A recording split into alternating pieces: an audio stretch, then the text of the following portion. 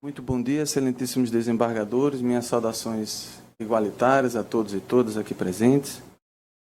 A questão ora posta ad disate é de fácil compreensão, pois ela está ancorada em três premissas fáticas absolutamente incontroversas. A primeira é que a recorrente ela é uma empregada pública.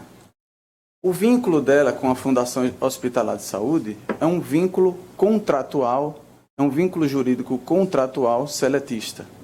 Ela não é servidora pública, ela não exerce cargo público e o vínculo dela não é estatutário com a administração pública.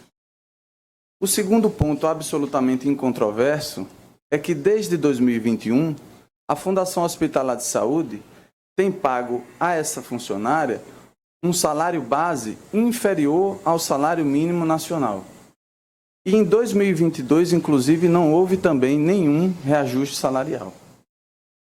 A terceira premissa fática, absolutamente incontroversa, diz respeito ao fato de que no contra-cheque da reclamante só consta o salário base e outras verbas remuneratórias consideradas salário-condição.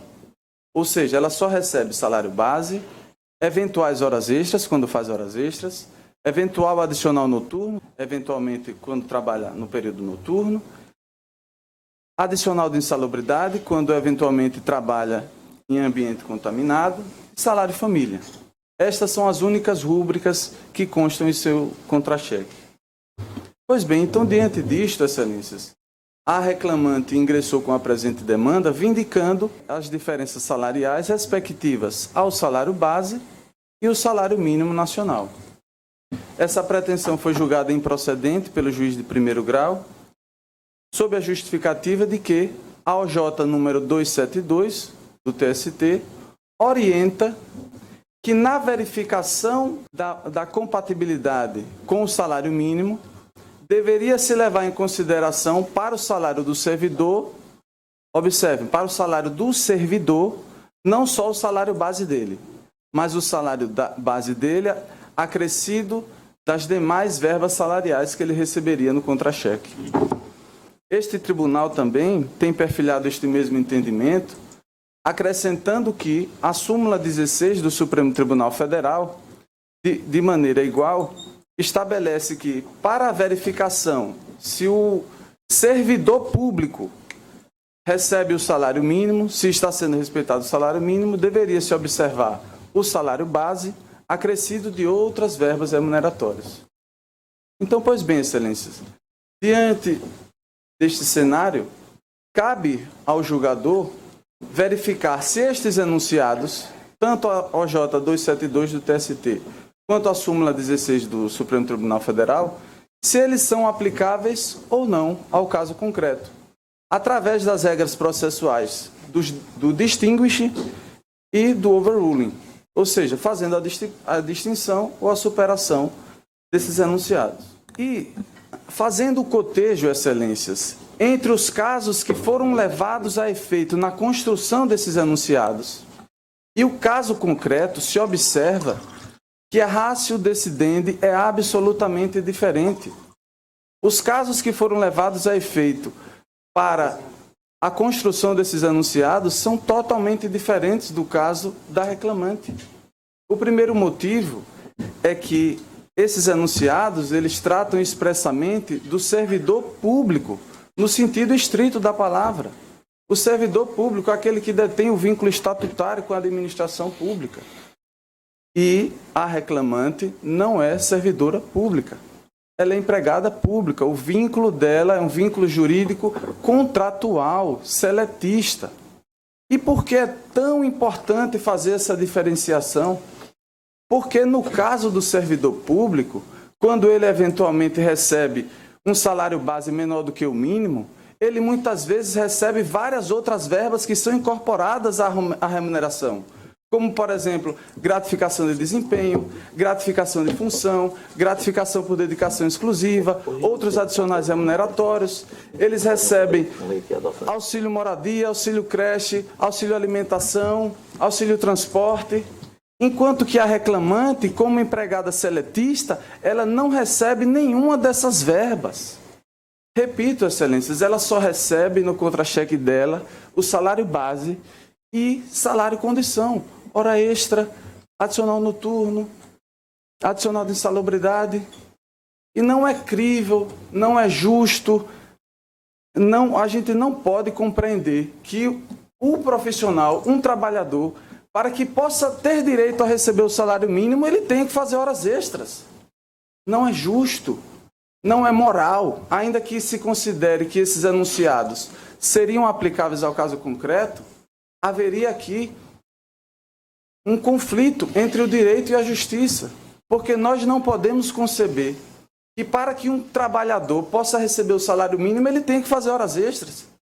Não é possível nós concebermos que para que um profissional possa receber o salário mínimo, ele tenha que abdicar de sua família, do seu lazer e trabalhar no horário noturno. Não é possível nós concebermos que para que um profissional receba o salário mínimo nacional, ele tenha que trabalhar num ambiente contaminado. São todas verbas salariais condição. Nada disso está incorporado no salário deles, excelências. Então, observem, esses enunciados são absolutamente inaplicáveis ao caso concreto. Os próprios enunciados, de maneira expressa, se referem a servidor público. A reclamante não é servidora pública. Então, o que peço aqui hoje, excelências, é que nós, operadores do direito, nós não podemos aplicar esses enunciados de maneira automática, mecânica, porque nós não somos autômatos, nós não somos meros robôs aplicadores de fórmulas jurídicas. Nós temos que, com empatia, buscar a justiça. E a justiça, no caso concreto, para esses trabalhadores que são os verdadeiros heróis, porque enquanto nós estávamos, durante a pandemia, dentro de nossas residências, do conforto de nossas residências, eles estavam na linha de frente, lutando por nós. Então, excelências, ainda que vossas excelências entendam que esses enunciados são aplicáveis ao caso concreto, a gente não pode aplicá-los porque eles não fazem justiça. E no confronto entre o direito e a justiça, temos que aplicar a justiça, é isso que peço. Muito obrigado. Obrigado, doutor. Desembargadora Vilma. Muito obrigada. Doutor Josenildo, desta matéria nós já conversamos, eu inclusive me curvei, né, às decisões do Supremo e cito aqui no voto. Desta forma, curva-se esta relatoria, o entendimento da excelsa Corte, de sorte que recebeu em causa demandantes remuneração total superior ao salário de manutenção, manter a decisão de primeiro grau e medida que se impõe. Eu mantenho, doutor Josenildo, como está. Desembargador Tennyson. Eu acompanho a relatora, presidente. Salvo engano, eu tenho julgado diferente. Esse processo, salvo engano, aqui na turma, não tem sido unanimidade. Porque eu vou abstrair toda a colocação do doutor no tocante a aspectos. Tudo nós sabemos, a questão política, eu vou me ater ao... Olha bem, porque eu acho que eu acho que eu fico vencido, porque eles são empregados, não são servidores públicos. Segundo, essa fundação, quando foi criada, foi oferecendo tanta vantagem a esse pessoal para essa fundação, e aos poucos foi cortando tudo. Minha mulher disse, eu migo para lá, eu digo, não faça isso, fica onde você está. Você já não tem uma bola de cristal, vai abrir um bravo o que ia acontecer com essa fundação. Olha bem, então um trabalhador normal que ganha R$500 numa empresa, nós vamos condenar a empresa a complementar até chegar ao salário mínimo. O seu colega que ganha R$500 como salário base e faz 1 hora extra por dia, vai também chegar ao salário mínimo. Não está ferindo aí um princípio da igualdade, da isonomia, da equiparação, todos tratados da mesma maneira. Quer dizer, para chegar ao salário mínimo, teria que, o doutor foi perfeito na colocação com todas as vendas aos colegas. Para chegar ao salário mínimo, tem que trabalhar sábado, domingo, feriado, periculosidade e tal. O outro, que ganha R$500 só cumprindo a jornada dele, sem hora extra, sem nada, nós vamos complementar até o salário mínimo, entendeu? Não ficaria uma coisa desigual aí com trabalhadores da mesma empresa, porque essa tese jurídica, doutora, isso é que me preocupa.